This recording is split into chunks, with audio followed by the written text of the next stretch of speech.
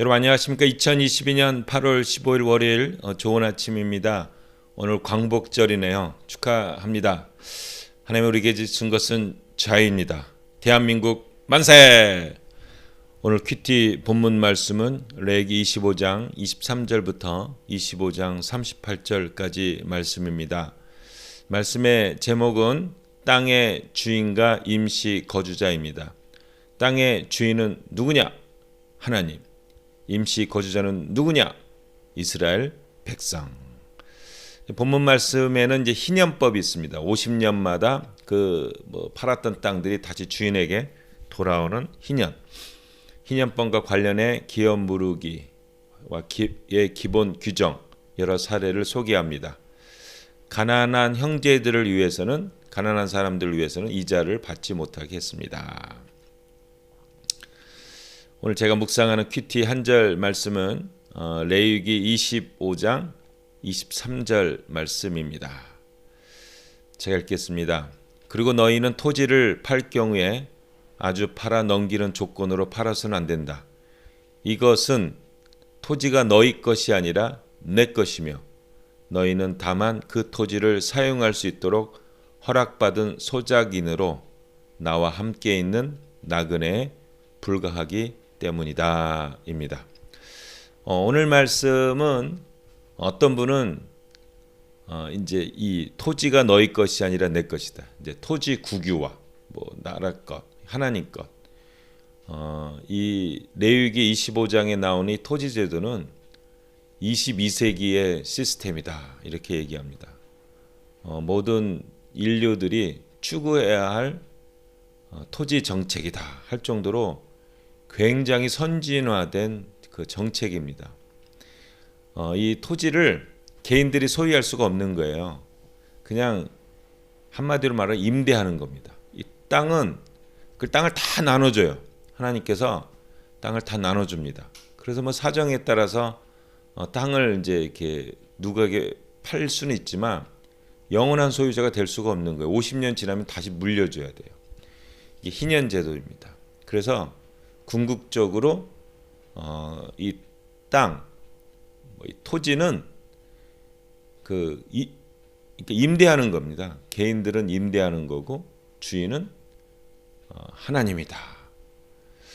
요즘식으로 하면은 토지는 나라 거고 땅은 이제 빌려받는 거죠. 좀 요즘 한국 청년들이 결혼을 잘 못해요. 결혼도 못하고 아기를 잘 안 낳아요. 왜 안 낳냐면 그 집값이 너무 비싸서 이게 결혼을 해서 교육비도 비싸죠. 집값도 비싸죠. 취직도 어렵죠. 그래서 아이를 안 낳습니다. 그래서 어떤 분이 만약에 이 토지, 그러니까 이렇게 이 토지가 국유화돼서 임대 형식으로 개인들한테 이렇게 받게 되면 한국 사람들은 결혼 많이 할 거다 이겁니다. 집 걱정할 필요 없죠? 그 임대비만 내면 되니까 좋은 집에서 임대비만 내고. 그리고 막 그렇게 막 경쟁이 쓸데없는 경쟁이 막 치료 이렇게 막 치열할 필요가 없다는 거죠. 이게 집값만 만약에 안정이 되고 모든 사람들이 행복하면 한국은 결혼도 하기 쉽고 아기도 많이 낳고 계속 강대국으로 갈 수 있을 것이다. 이렇게 얘기합니다. 그래서 이 공개인형 개념, 토지는 너희 것이 아니라 내 것이다. 토지는 사유화가 아니라 공개념이다. 이 개념만 되었으면 한국은 굉장히 발전된 나라가 될 거다 합니다. 근데 여러분 실제적으로 이런 성경과 비슷하게 그 토지를 국유화해서 어떤 이거 집이나 이런 것들을 이제 빌려주는 나라가 있어요. 어느 나라겠습니까? 공산국가. 그렇죠. 공산국가 빼고 자본주의 국가에서 어느 나라겠습니까? 싱가포르예요. 싱가포르는 토지가 국유화되어 있습니다. 거의 90% 이상이 국유화되어 있어서 그걸 이렇게 집을 멋있게 지어줘 가지고 임대를 하는 거예요. 얼마나 임대하냐? 99년 막 이런 식으로 막 90년 여기 희년 50년처럼 장기적으로 이렇게 임대를 합니다. 그래서 그 젊은 사람들이 집을 뭐 이렇게 사는 거에 대한 별로 걱정이 없어요. 이자도 하고 임대니까 가격도 싸고, 그리고 이걸 또 월급하고 이렇게 돼가지고 융자처럼 또 이렇게 갚아내게 해가지고 집값이 이렇게 항상 안정이 되어 있습니다. 그래서 사람들이 집 사는 걱정은 안 하는 거죠. 이런 정책을 해요. 그러니까 싱가포르는 인구 밀도도 높지만 계속해서 소득이 높고 살기 좋은 나라의 중에 꼭 첫 번째, 두 번째, 세 번째 이렇게 들어가는 나라가 싱가포르예요. 뭐 호주의 멜번 뭐 이러면서 외국인들이 살기를 원하는 나라에 싱가포르이 꼭 들어갑니다. 그리고 국민들의 만족도도 높고요. 그게 어디서 시작되느냐? 여러 가지 뭐 산업도 발달됐지만 이 토지 국유화로 인해서 집값 안정, 젊은 사람들이 집을 사는 거에 대한 걱정 안 하는 거, 이게 가장 큰 공을 세웠습니다.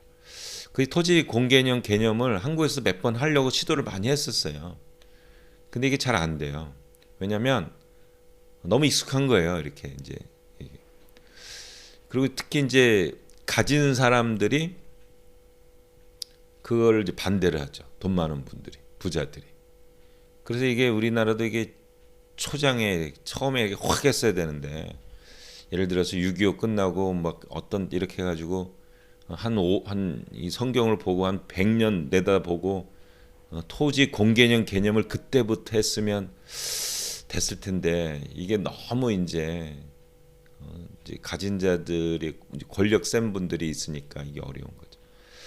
제가 하고 싶은 말은 뭐냐면 이게 하나님의 마음이라는 겁니다. 하나님의 정신이라는 거예요. 그러면 이제 뭐 토지 공개념은 어려운데 우리에게 어떤 희망이 있느냐? 하늘나라의 희망이 있습니다. 이렇게 토지는 너희 것이 아니라 내 것이다 하시는 하나님이 약속한 나라가 어느 나라입니까? 하늘나라예요. 하늘나라. 하늘나라에 대한 소망을 많이 가지래요. 하나님께서 도대체 이 하늘나라에서 뭐 할까? 정확하게 성경에는 설명이 안 돼 있어요. 근데 저희는 레위기 25장 23절 이렇게 나오는 이 하나님으로 비춰봐서 하나를 알면 열을 안다잖아요. 하늘나라에도 이런 자유함과 기회와 공평함이 있는 나라가 약속되어 있습니다. 거기에 우리가 너무나 사랑하는 예수님이 계십니다. 우리 너무 땅의 것에 안 되는 거에 대해서 막 절망하고, 우리 또 젊은이들이 한국에서 너무 자살을 많이 한대요. 그래서 안 되죠. 이 땅에 있을 때 하나님의 도우심을 받으면서 꿋꿋하게 믿음으로 살고, 그 하늘나라 소망 가운데 생명력 있는 삶을 사는 여러분 되시기를 예수님의 이름으로 축복합니다. 한마디, 토지는 너희 것이 아니라 내 것이다. 우리 하나님 멋지십니다. 아멘.